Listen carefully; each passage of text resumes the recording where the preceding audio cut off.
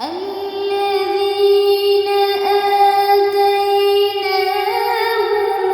الكتاب يتلونه حق تلاوته، جنہیں ہم نے کتاب دی وہ اس کو اس طرح پڑھتے ہیں جیسا اس کو پڑھنے کا حق ہے۔ البقرہ۔ السلام علیکم ورحمۃ اللہ وبرکاتہ۔ Ayesha Bilal is here, mentor of قرآنی کورس۔ امید ہے آپ سب ٹھیک ٹھاک ہوں گی، صحت اور ایمان کی بہترین حالت میں ہوں گے انشاءاللہ۔ اللہ رب العزت سے دعا ہے ہمیں صحیح صحیح پڑھنے اور اس پر عمل کرنے کی توفیق عطا فرمائے۔ سورۃ الاعراف، آج فرسٹ لیکچر اس کا ڈیمو کلاس ہے آپ سب کے ساتھ۔ اللہ تعالیٰ ہمیں صحیح سے سمجھنے کی توفیق عطا فرمائے۔ بسم اللہ الرحمن الرحیم، شروع اللہ رب العزت کے بابرکت نام سے جو بڑا مہربان نہایت رحم والا ہے۔ ربی اشرح لی صدری ویسر لی امری واحلل عقدۃ من لسانی یفقہوا قولی، آمین آمین آمین۔ کوئی بھی سورت جب ہم سٹارٹ کرتے ہیں تو سب سے پہلے اس کا بیک گراؤنڈ دیکھنا ہوتا ہے، اس میں کتنی آیات ہیں، کتنے رکوع ہیں، سورت کا جو نیم رکھا گیا ہے وہ اس کا نیم کیوں رکھا گیا، اس کے پیچھے کی سٹوری کیا ہے، کیا کہانی ہے اس کے پیچھے کی، اور ہر سورت کے نازل ہونے کی ایک شان ہے جس کو شان نزول بولا جاتا ہے۔ ٹھیک ہے، ترتیب کے لحاظ سے یہ قرآن پاک کی 7ویں سورت ہے، لیکن نزول کے حساب سے اس کا شمار 87 ہے، اور اس سورت اعراف سے پہلے 86 صورتیں جو ہیں وہ مکہ معظمہ میں نازل ہو چکی، اور یہ بھی مکہ معظمہ میں نازل ہوئی، اور اس کے بعد تقریباً 27 صورتیں اور نازل ہوئی ہیں۔ اس سورت میں 24 رکوع ہیں، 24 رکوع ہیں، اور 206 آیات ہیں اس میں۔ 24 رکوع اور 206 آیات ہیں اس کے۔ یہ مکی صورت ہے اور اس کا زمانہ نزول بھی وہی ہے جو کہ ہم نے پہلے سورہ انعام کا ڈسکس کیا تھا، یعنی ہجرت مدینہ سے پہلے مکی دور کے آخری زمانہ میں اس صورت کا نزول ہوا تھا۔ اس صورت کا نام سورہ اعراف کیوں رکھا گیا؟ اس کے 5ویں رکوع میں ایک جگہ اعراف والوں کا ذکر ہوا ہے۔ اعراف کسے کہتے ہیں؟ اعراف جو ہے وہ جمع ہے عرف کی۔ عرف اونچے مقام کو کہتے ہیں، جیسے کہ کوئی ٹیلا ہو گیا ہے، کوئی پہاڑی ہے یا کوئی اونچا سا مقام ہے، اسے اعراف بولتے ہیں۔ مفسرین نے لکھا ہے کہ اعراف کچھ اونچے ٹیلے، چھوٹی پہاڑیاں، بلند دیوار جو جنت اور جہنم کے درمیان میں واقع ہے اس کو بھی کہا جاتا ہے۔ ایک بڑی سی جو دیوار ہے، ایک آڑ ہے جو جنت اور جہنم کے درمیان میں واقع ہے، یا کچھ ایسے ٹیلے ہوں گے یا ایسی پہاڑیاں ہوں گی جو کہ جنت اور جہنم کے درمیان میں واقع ہیں، انہیں اعراف بولا جاتا ہے۔ اور وہاں کھڑے ہونے والوں کو ایک طرف جنت اور جہنم صاف نظر آئے گی، یہاں ان لوگوں کو کھڑا کیا جائے گا جن کی نیکیاں اور برائیاں میزان میں برابر برابر آئیں گی۔ نیکیاں بھی اتنی ہی ہوں گی اور گناہ بھی اتنے ہی ہوں گے، اور ان کو اعراف پہ کھڑا کیا جائے گا۔ اعراف ایسی دیوار ہوگی، ایسا ٹیلا ہوگا، ایسی پہاڑی ہوگی جہاں پہ کھڑے ہو کے جنت بھی نظر آئے گی اور جہنم بھی نظر آئے گی۔ اور وہاں پہ کن لوگوں کو کھڑا کیا جائے گا؟ جن کی نیکیاں اور جن کی بدیاں دونوں پلڑے میں میزان میں برابر اتریں گی۔ وہاں سے اصحاب اعراف جنت والوں کو جنت میں اور جہنمیوں کو جہنم میں دیکھیں گے۔ اب جو لوگ یہاں پہ کھڑے ہوں گے وہ جنت والوں کو بھی دیکھ رہے ہوں گے اور وہ جہنم والوں کو بھی دیکھ رہے ہوں گے، وہ دونوں کا نظارہ کر رہے ہوں گے۔ جب جنتی جنت میں اور جہنمی جہنم میں چلے جائیں گے تو پھر ان اعراف والوں کا فیصلہ کیا جائے گا، اور بالآخر اللہ تعالیٰ اپنی رحمت سے ان سب اعراف والوں کو بھی جنت میں داخل کیے جانے کا حکم دے دیں گے۔ بہرحال اعراف والوں کے ذکر کی وجہ سے اس سورت کا نام بھی اعراف رکھا گیا اور مقرر ہوا، کیونکہ ہم نے پہلے سورہ انعام میں زیادہ تر ڈسکس کیا ہے توحید کے متعلق، الہ کے متعلق، اللہ کون ہے اور اللہ سے کیسے مانگنا ہے، الہ کون ہے، معبود کون ہے۔ اس میں ہم نے بہت سارے مذاہب کے بارے میں بھی پڑھا، جیسے کہ ہم نے انجیل کے بارے میں پڑھا، اور ہم نے تورات کے بارے میں پڑھا، ان مذاہب کے بارے میں ڈسکس کیا کہ اللہ تعالیٰ ان کو بھی کہہ رہے ہیں کہ اگر آپ نے ماننا ہے تو ایک معبود کو ماننا ہے، اگر نظر جھکانی ہے، اگر آپ نے کچھ مانگنا ہے تو ایک الہ، ایک معبود سے مانگنا ہے، جیسے کہ سورۃ البقرہ میں اللہ رب العزت نے فرما دیا ہے वस्तईनु बिस्सब्रि वस्सलाह, मदद हासिल कीजिए। मदद आपको कोई भी चाहिए, किसी किस्म की परेशानी है, किसी किस्म की टेंशन है, बड़ी से बड़ी मुसीबत है, तो अल्लाह रब्बुल इज्जत क्या फरमा रहे हैं सूरत अल बकरा में, वस्तईनु, मदद हासिल कीजिए, बिस्सब्रि, सब्र के साथ, सब्र कीजिए। सब्र, सब्र कौन सा सब्र है? जो टाइम पे किया जाएगा, जब टाइम होगा, जब आप बहुत मुश्किल में होंगे, जब सब्र करने का एग्जैक्ट टाइम है, जब आप सब्र करेंगे तब आपको उसका अजर दिया जाएगा। वस्तईनु, मदद हासिल कीजिए। अल्लाह रब्बुल इज्जत आपको आपकी कब मदद फरमाएगा? बिस्सब्रि वस्सलाह, जब आप सब्र करेंगे और नमाज पढ़ेंगे। आपको अल्लाह ताला की तरफ से दो इनामत अता कर दिए गए हैं कि जब आप मुश्किल में हैं, आपको मदद चाहिए, किसी की हेल्प चाहिए, तो आपने सब्र करना है और नमाज की तरफ अपने कदम बढ़ा देने हैं। नमाज का तरीका भी बता दिया है, नमाजें 5 पढ़ें। और इसके अलावा रसूलुल्लाह सल्लल्लाहु अलैहि वसल्लम को जब भी कोई हाजत पेश हुआ करती थी, कोई मुहम हुआ करती थी, या कोई भी मुश्किल दरपेश आती, तो रसूलुल्लाह सल्लल्लाहु अलैहि वसल्लम जाए नमाज बिछाते और सिलातुल हाजा पढ़ा करते। ठीक है, सिलातुल हाजात के नवाफिल पढ़ा करते। तो जैसे ही कोई भी मुश्किल हो, सबसे पहले क्या करेंगे? इसी आयत की तरफ नजर दौड़ाएंगे जो कि अल्लाह ताला ने सूरत अल बकरा में इरशाद फरमा दिया है, वस्तईनु बिस्सब्रि वस्सलाह, मदद हासिल कीजिए किस चीज के जरिए से? सब्र के जरिए से और नमाज के जरिए से। नमाज कौन सी है? नमाजें 5 पढ़े, इनमें दुआ कीजिए। और स्पेशली अगर आप जो है नमाज का टाइम नहीं है, या आप चाहते हैं कि आपने अल्लाह ताला से मोर अटेंशन आपको चाहिए, ज्यादा आपको अल्लाह ताला से चाहिए कि अल्लाह ताला आपकी फौरन सुन ले, तो आप फिर कौन सी नमाज पढ़ेंगी? सिलातुल हाजा पढ़ेंगी और अल्लाह ताला से दुआ करेंगी, अल्लाह ताला आपकी दुआ को कबूल फरमाएगा। और जहन में एक चीज आपने हमेशा रख लेनी है कि जब सिलातुल हाजात के नवाफिल पढ़ने हैं ना, तो अल्लाह ताला से, ये लाडली इबादत है ना, तो अल्लाह ताला से आपने ये कहना है, "ऐ अल्लाह, रसूलुल्लाह सल्लल्लाहु अलैहि वसल्लम जब आपसे मांगा करते थे तो वो यही नमाज पढ़ के, सिलातुल हाजात के नवाफिल पढ़ के आपसे मांगा करते थे, और मैं उनकी उम्मती हूँ, और मैं उन्हीं के रास्ते पे चलते हुए आपसे सिलातुल हाजात के नवाफिल पढ़ के ये दुआ कर रही हूँ कि मुझे इस मुश्किल से निकाल दीजिए, मुझे कामयाबी दे दीजिए, और जो मेरे रास्ते हैं उनको आसान कर दीजिए।" ठीक है, तो ये सारे मज़ामीन हमने किसमें डिस्कस किए थे? हमने सूरतुल इनाम में डिस्कस किए थे, जो कि तौहीद के मुतल्लिक है। तौहीद क्या है? एक इलाह को मानना है, एक अल्लाह को मानना है। और इस सूरत में ज्यादातर जो मज़ामीन हैं, टॉपिक्स हैं, वो रिसालत के मुतल्लिक है। पिछली सूरत में किस चीज के मुतल्लिक थे? अल्लाह रब्बुल इज्जत की जात के मुतल्लिक थे, तौहीद के मुतल्लिक थे, एक इलाह से मांगने के मुतल्लिक थे। लेकिन ये जो सूरतुल एराफ है, इसमें ज्यादातर जो टॉपिक्स हैं वो रिसालत, अंबिया अलैहिस्सलाम के मुतालिक यहाँ पे डिस्कस किए गए हैं। इसी तरह इस सूरत का जो मरकजी मेन टॉपिक है, मरकजी मजमून है, वो रिसालत और आखिरत है। सूरत की इब्तिदा रसूलुल्लाह सल्लल्लाहु अलैहि वसल्लम को खिताब करते हुए होती है, और नुज़ुल कुरान की गर्ज़ व गायत बताई जाती है, और किताबुल्लाह की पैरवी का हुक्म दिया जाता है, और इसकी नाफरमानी के नतीजे में तबाही और बर्बादी के वाक़यात सुनाए जा रहे हैं। तो तबाही क्या है और बर्बादी क्या है, ये तमाम वाक़यात सुनाए जा रहे हैं, और बताया जाता है कि आखिरत में भी तमाम इंसानों की आमाल का वजन होगा और इनको मैदान में तोला जाएगा। जिनका नेकियों का पलड़ा भारी होगा वो कामयाब होंगे, और जिनका बदियों का पलड़ा भारी भारी होगा वो नाकाम होंगे, जिन्होंने अपनी जानों पे जुल्म किया होगा। इसी नाफरमानी और मुखालफत अहकामाते खुदाबंदी के सिलसिला में इब्लीस लाइन का भी वाक़या सुनाया गया है, और इसी सिलसिला में हजरत आदम अलैहिस्सलाम का जिक्र भी इसी सूरत में फरमाया गया है। हजरत नूह अलैहिस्सलाम और इनकी कौम, हजरत हूद अलैहिस्सलाम इनकी कौम आद, हजरत सालेह अलैहिस्सलाम और इनकी कौम समूद, हजरत लूत अलैहिस्सलाम और इनकी कौम, हजरत शुएब अलैहिस्सलाम और इनकी कौम, और अहले मदियन, हजरत मूसा अलैहिस्सलाम और कौम फ़िरौन, बनी इसराइल के बाज़ वाक़यात और हालात बयान किए गए हैं इस सूरत में, जो कि हम बड़े डिटेल से डिस्कस करेंगे इंशाल्लाह। और लास्ट में इस सूरत के रसूलुल्लाह सल्लल्लाहु अलैहि वसल्लम और आपके सहाबा कराम को हिकमत व तबलीग और बाज़ ज़रूरी नसाह के मुतल्लिक अहम हदायत दे दी गई हैं। अब हम स्टार्ट करते हैं सूरत। बिस्मिल्लाहिर्रहमानिर्रहीम। वेट कीजिए। अलिफ अलिफ लाम अलिफ लाम मीम साद,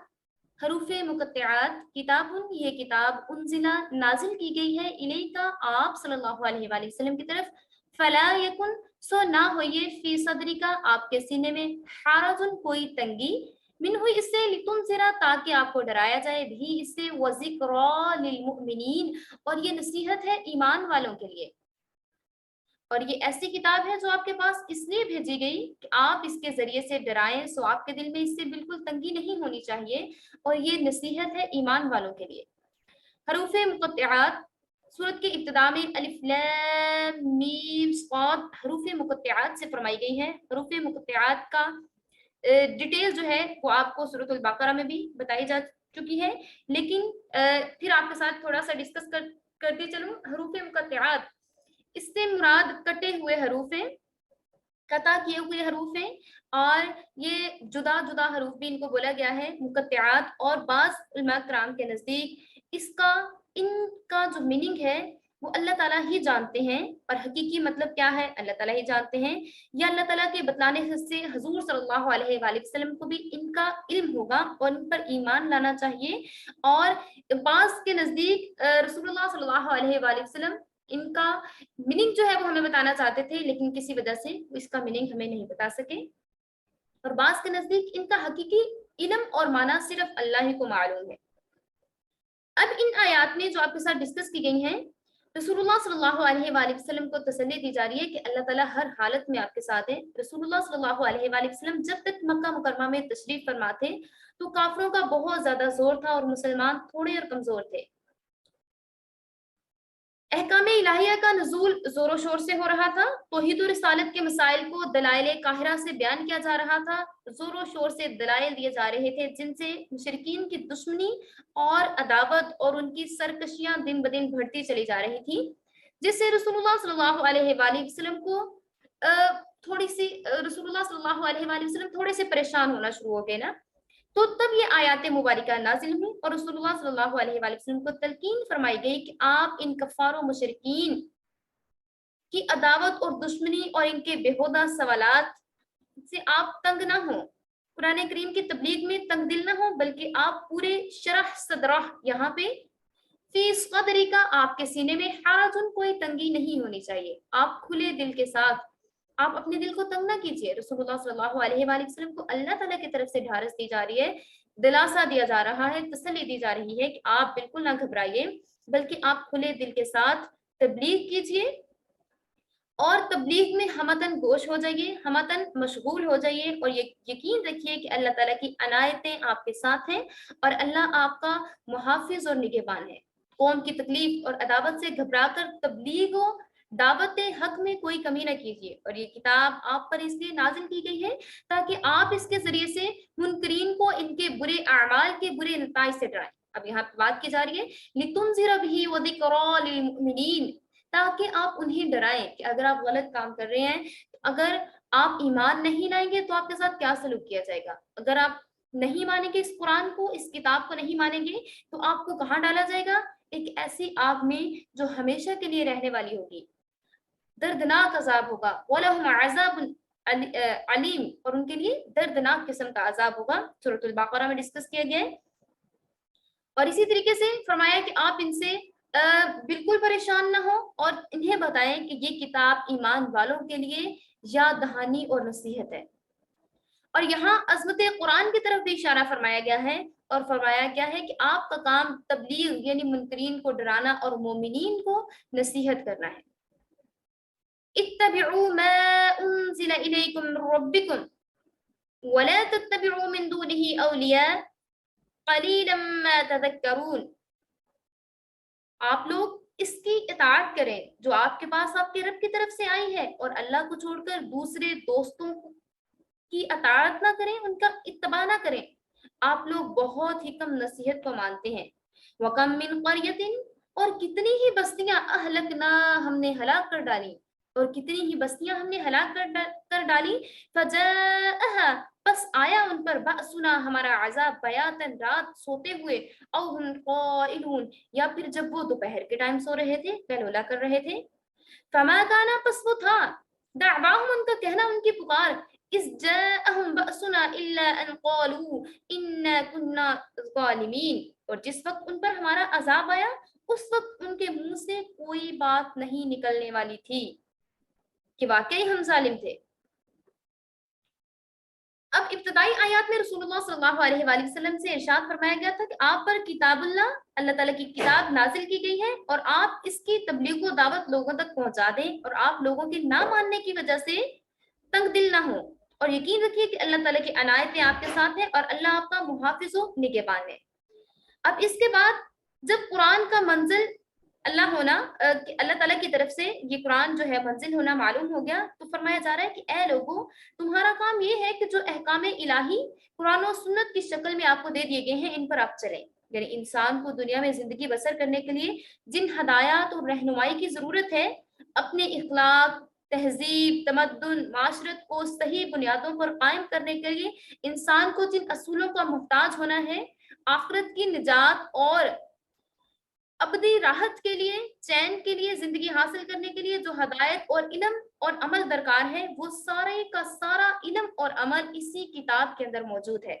اور اپنے رب کی طرف سے، اور یہ آپ کے رب کریم کی طرف سے اتاری ہوئی کتاب ہے، اور آپ کو نہیں چاہیے کہ ہدایت کو چھوڑ کر دوسرے شیطانی دوستوں کی اتباع کریں، آپ کو چاہیے کہ آپ اسی قرآن کو مانیے اور اسی قرآن کو دیکھیے۔ اب یہاں پہ یہ بات کی جا رہی ہے کہ قرآن اور رسول کی پیروی کرنی بہتر ہے کہ آپ جھوٹے ساتھیوں، جھوٹے رفیقوں کو نہ دیکھیے، آپ ان کی طرف غور نہ کیجیے، آپ کو چاہیے کہ آپ نصیحت کو مانیے، نبی آپ کے خیفاں ہیں، آپ ان کی طرف کان لگائیے، اور جو دوسرے لوگ آپ کو گمراہ کر رہے ہیں آپ ان کی طرف کان نہ لگائیے۔ فرمایا جا رہا ہے کہ بہت ساری ایسی اقوام ہیں جنہوں نے اللہ اور اس کے رسول کے احکامات کو نہ مانا اور وہ تباہ و برباد ہو گئے، اور یہاں پہ یہ بات کی جا رہی ہے وَقَمْ مِنْ قَرْيَةٍ أَهْلَكْنَا فَجَاءَهَا بَأْسُنَا بَيَاتًا أَوْ هُمْ قَائِلُونَ۔ اور یاد رکھیے، اگر آپ نے احکام الہی کو نہ مانا اور رسول اللہ صلی اللہ علیہ وآلہ وسلم کے فرمان کے مطابق نہ چلے تو تباہ و برباد ہو جاؤ گے۔ اگر اس بات میں کچھ شک ہو تو دیکھ لیجئے کتنی بستیاں پہلے آپ سے گزر چکی ہیں جنہوں نے اللہ اور اس کے رسول کی نافرمانی کی، انبیاء علیہ الصلوۃ والسلام کی نصیحتوں سے اعراض کیا، منہ موڑ لیا، پھر اللہ تعالیٰ نے ان تمام بستیوں کو الٹ دیا، ان کو تباہ و برباد کر دیا، اور عذاب ان کے اوپر کس ٹائم پہ آیا؟ جب وہ سو رہے تھے، آرام کر رہے تھے، ایسے عیش و عشرت میں ڈوبے ہوئے عیش و عشرت میں، اس کے بعد آرام سے پاؤں پسار کے سو گئے۔ جب سوئے تو اللہ تعالیٰ نے ان پر عذاب نازل کر دیا۔ عذاب کیا؟ جب وہ رات کے وقت آرام کر رہے تھے اور خواب غفلت میں تھے، سرشار تھے، بے فکری سے پاؤں پھیلا کر سوتے تھے اور عذاب الہی کو بھول کر بھی خیال میں نہ لاتے تھے کہ ہم پہ کبھی عذاب آ سکتا ہے، تو اللہ تعالیٰ یہاں پہ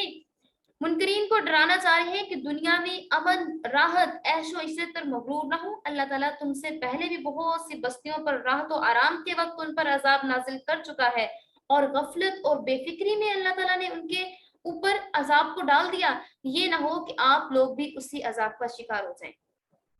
اور وہ عذاب دن کے وقت بھی ہو سکتا ہے، وہ رات کے وقت بھی ہو سکتا ہے جو اللہ تعالیٰ نے ان پر عذاب نازل کیا۔ پھر ایسے ہوگا کہ جب اللہ تعالیٰ نے ان پہ عذاب نازل کیا جب وہ سو رہے تھے،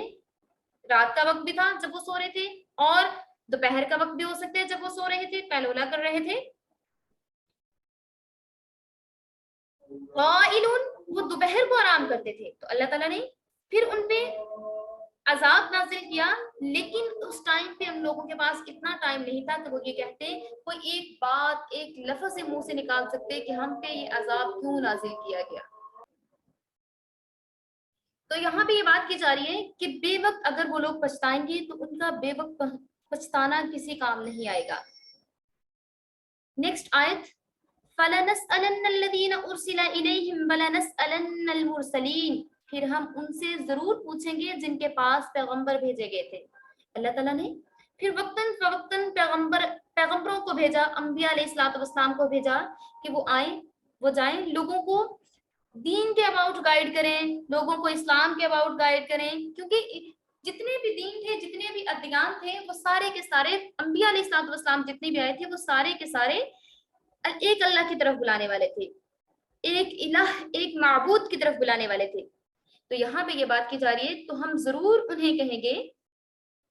فَلَنَسْأَلَنَّ الَّذِينَ أُرْسِلَ إِلَيْهِمْ وَلَنَسْأَلَنَّ الْمُرْسَلِينَ، پھر ہم ضرور ان سے پوچھیں گے جن کے پاس پیغمبر بھیجے گئے تھے۔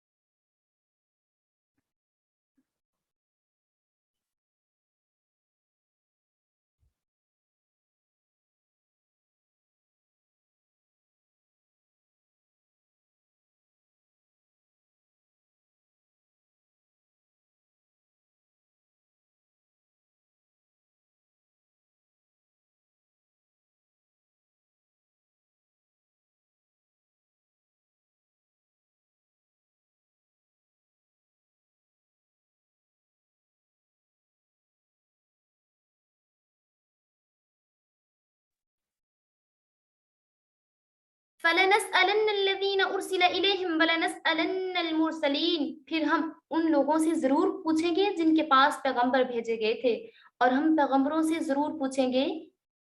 فَلَنَقُصَّنَّ عَلَيْهِمْ، البتہ ہم انہیں احوال بھی سنا دیں گے ان کا، بِعِلْمٍ وَمَا كُنَّا غَائِبِينَ، کہ ان کے جانے کے بعد ان کی امت کے لوگ کیا کرتے رہے۔ وَالْوَزْنُ يَوْمَئِذٍ الْحَقُّ فَمَنْ ثَقُلَتْ مَوَازِينُهُ فَأُولَئِكَ هُمُ الْمُفْلِحُونَ، اور اس روز وزن واقع ہونے والا ہے، پھر جس شخص کا پلہ بھاری ہوگا سو ایسے لوگ کامیاب ہو جائیں گے، ہم المفلحون، وہی کامیاب ہوں گے۔ ومن خفت موازینہ، اور جس کا پلڑا ہلکا ہوگا، فاولئک الذین خسروا انفسهم بما كانوا بآیاتنا یظلمون، اور جس شخص کا پلہ ہلکا ہوگا، اور یہ وہ لوگ ہوں گے جنہوں نے اپنا نقصان کر لیا، بما كانوا بآیاتنا یظلمون، کیونکہ یہ ہماری آیات کے ساتھ ناانصافی کیا کرتے تھے۔ اللہ تعالیٰ ہر چیز کا پورا حساب لے گا۔ ان آیات میں آخرت کا نتیجہ بیان کیا جا رہا ہے اور بتایا جا رہا ہے کہ قیامت کے دن جن امتوں کی طرف پیغمبر مبعوث ہوئے، ان سے سوال کیا جائے گا کہ آپ نے ہمارے پیغمبر کی دعوت کو کہاں تک قبول کیا تھا، اور اللہ رب العزت کی نازل کردہ ہدایات و نصیحت کی باتوں کو مانا تھا یا نہیں، اور نہیں مانا تھا تو کیوں نہیں مانا تھا۔ اگر آپ کے پاس ایک پیغمبر آ گیا اور اس نے آپ کو دعوت و تبلیغ و دعوت کی، آپ نے اس کو کیوں نہیں مانا؟ اور خود پیغمبروں سے بھی اللہ رب العزت پوچھیں گے کہ آپ نے اپنے امتوں کو ہمارا پیغام دیا تھا یا نہیں، پیغام کو پہنچا دیا تھا یا نہیں پہنچایا تھا، اور تمہاری امتوں نے تمہارا کہاں مانا یا نہیں مانا۔ آپ جو پیغام لے کے گئے تھے وہ امتوں نے اس کو مانا تھا یا نہیں مانا تھا، اور آپ کو امت کی طرف سے کیا جواب ملا، یہ تمام چیزیں اللہ رب العزت کی طرف سے پوچھی جائیں گی اور اس کے بارے میں سوالات کیے جائیں گے۔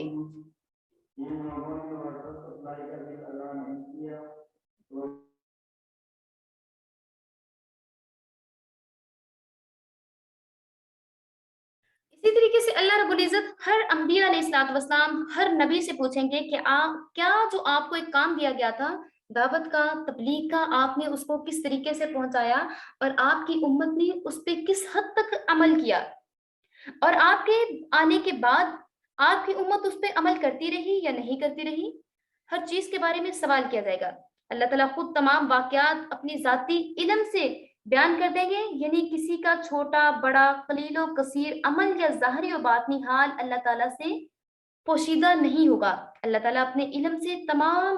انسانوں کے احوال کھول کے ان کے سامنے رکھ دیں گے۔ جب اللہ تعالیٰ ہم سے سوالات کر رہے ہوں گے نا، پھر ہم جھوٹ نہیں بول سکیں گے، نہ ہم یہ کہہ سکیں گے کہ مجھے یاد نہیں ہے، یا جب کہا جائے گا کہ آپ کو انبیاء علیہ الصلوۃ والسلام کے بعد اللہ تعالیٰ نے لوگوں کو، بعد جو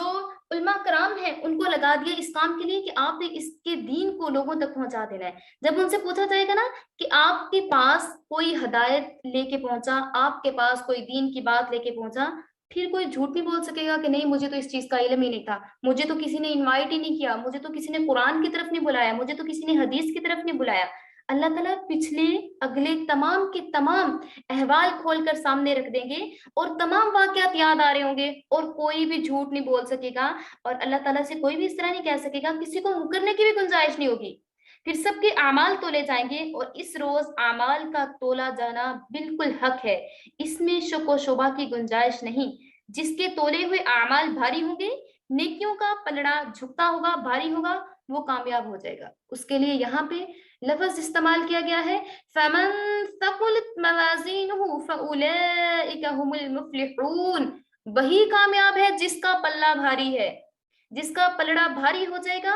نیکیوں سے۔ ہم کہتے ہیں نا کہ ہماری ایگزامس ہو رہے ہیں، ہم نے سب سے زیادہ مارکس لینے ہیں، سب سے اچھے نمبر لینے ہیں، ہم نے ٹاپ کرنا ہے، ہم اپنی کلاس میں ٹاپ کریں گے تاکہ سب کی نظروں کے سامنے آ سکیں، تاکہ ہم دکھا سکیں کہ ہم واقعی اتنے لائق ہیں، ہم اتنے جینیس ہیں۔ لیکن کیا کبھی یہ سوچا ہے کہ ہم نے آخرت کے لیے بھی کچھ تیاری کرنی ہے، وہاں پہ بھی ہمیں مفلحون کامیاب ہونا ہے، وہاں پہ بھی اللہ تعالیٰ سب کے سامنے کہیں گے اس کو آج تاج پہنا دیا جائے، اس نے حفظ کیا تھا۔ इसके वालिदैन को ताज पहना दिया जाए। अल्लाह ताला वहां पे भी अनाउंसमेंट्स करेंगे, वहां पे भी एक अदालत लगी हुई होगी, जैसे कहते हैं ना कि प्राइज डिस्ट्रीब्यूशन सेरेमनी होती है और सबके सामने लोग बड़े खुश हो रहे होते हैं कि आज हमारा एनुअल प्राइज डिस्ट्रीब्यूशन सेरेमनी हो रही है, सबके सामने हमें प्राइजेस दिए जाएंगे, सबके सामने हमें शील्ड्स दी जाएंगी, सर्टिफिकेट्स दिए जाएंगे। बिल्कुल इसी तरीके से अल्लाह ताला उस रोज जिन लोगों ने अच्छे अमाल किए होंगे उन्हें अल्लाह रब्बुल इज्जत शील्ड्स देगा, उन्हें अल्लाह रब्बुल इज्जत ताज पहनाएगा और उन्हें अल्लाह रब्बुल इज्जत सरफराज करेगा और उन्हें अल्लाह रब्बुल इज्जत कामयाब करेगा। उनको बोल दिया जाएगा कि आप कामयाब हैं, फउलैइका हुमुल मुफ्लिहून, आप कामयाब हैं, आप कामयाब हो चुके हैं।